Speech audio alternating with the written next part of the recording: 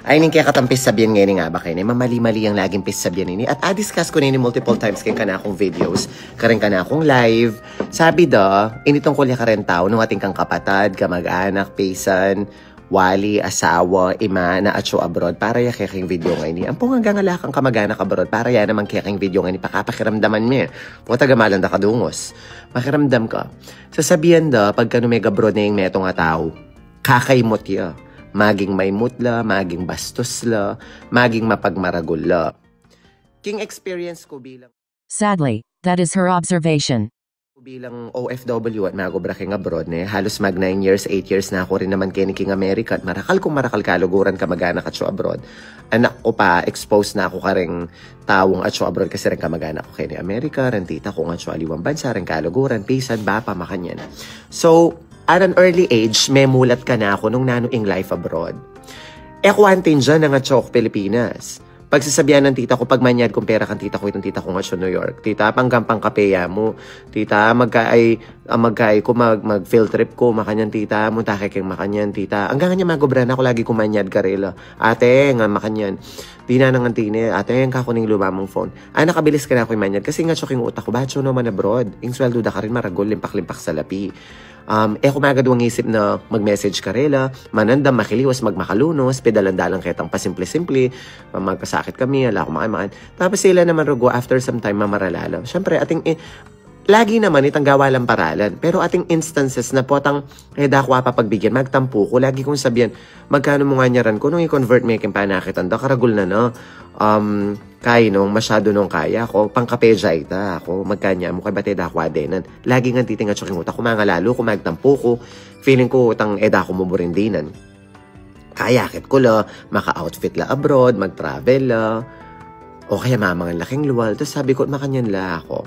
Until ako mismo realize ko, anya mag-abroad na ako, ikit ko yung katutuan.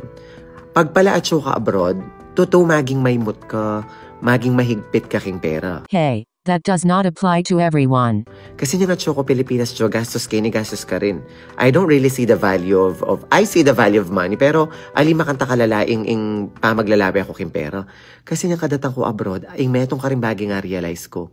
Shit, bala palang senti mong panakitan mo, Kenny. Panigobran mo. Alang painawa, alang petex, andita pala kasakit. Nung fa-follow mo ko multiple times, I've already mentioned how hard it is to be working abroad. How excruciating the situations you face on a daily basis kaya abroad. What kind of lifestyle is that? Pag mag-abroad na ka, hihigpit ka kasi akakit mo yung value na ng pera. May buring gastos sa nini. Balo mo dati, yung bayo ko pa king Amerika. Siyempre, marakal-kulik mong utang Pilipinas. Kaya mamarala ako, breadwinner ko hanggang babulga, kulang na mo pati babulga makakananan ng kaluguran ko. Kaya akin na lang yan. Di ka bumili, ang katipid mo hada. Kulang na mo, seryoso yun pati kakananan ng babulga manyaran, kumantay na ako, saling ka na ako. Ganaganang tipid. Ang ganaman ngayon ganaganang pamagtipid, pamagigpit. Kaya lagi kong dialogue ka rin manya, dahil makaring kamag-anak. Siyempre, karima ako, karing kapatid ko, sasabi ko yung totoo na na ako man mamulat pera, kaya naman mumuran pera, na ako man tataklang pera. Oh my God. Kasi masakit. Ano yung tutunog ganyan? Daramdaman niya, may iirita ako. Siguro yung heater na ng Kenny. Pero anyway, may balik takin topic. Ako na kayo mag-focus. Yung laging isipan ko, kasakit palang manakita na abroad. Puta kayo syempre ating manandam kaya kating makiliwas ating mag-solicit, balada mapera kaya ako pa mo mapag-outfit ko balada rugutang anytime makapag-shopping ka, anytime pati kang pera. Darugo balang senti mo pa hinigobran mo kay ni King America.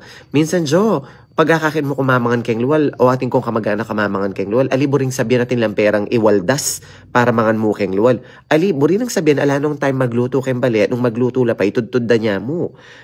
Kaya mga nalaking luwal kaya ba't itarguman niya lilang malan keng luwal, buri nang sabihan, oy tamuing time da para keng sarili da. Kasi makasali. Pero ring pamilyada, lagi lang every month, pag mamaralala, chula mall, makapag-Starbucks la, makapag-shopping la. Kasi mamarala ka bulan-bulan, pero ika mismo yung magagawa ito for yourself. Andita kasakitin keng abroad. Nya sana ring aliwang makiramdam, balo da nung makanano ka, alila, may alila maging bastos rin atso abroad. Kakit damo yung value na ning pera kasi masakit panakita ning pera abroad. Balang oras puyat nung atso ka pa keng marimlang lugar, mag-snow, dadaya ka arong nung atso ka keng desierto, mapali, may bukang mate, kempali. Mawakanda nung bisa kami nung pero mo pa break magobra ka. Antita, yako teacher na ako Amerika pero magobra kong masalese pero magkasakit ko pa rin. Ing obra kay ni Aliwa, makanala pa retang kamag-anak tang domestic helper kareng Asian countries, retang tatang welder keng Saudi, retang maningat, retang nani, retang magobra kareng coffee shop, retang mga alipusta, mga api, retang biktimada ring, di ba, discriminations, tang makantita. So, sana, nung panel bin may video ngayon, realize mo na ating bagi, ating pagkakataon na pag maka-abroad yung metong katawin nakapagbigyan. Antita ita. Masakit yung biya abroad. Yan, yung minsan wating kong kapatid ka mag-anak abroad o kaluguran po tang muli la joy, ika mag-entertain ka rela. E mo pa na ilibrina ka kasi nung muli naman rin, makalele la makasakto la rin. Pero maluwat nung penipunan ba ila makahuli.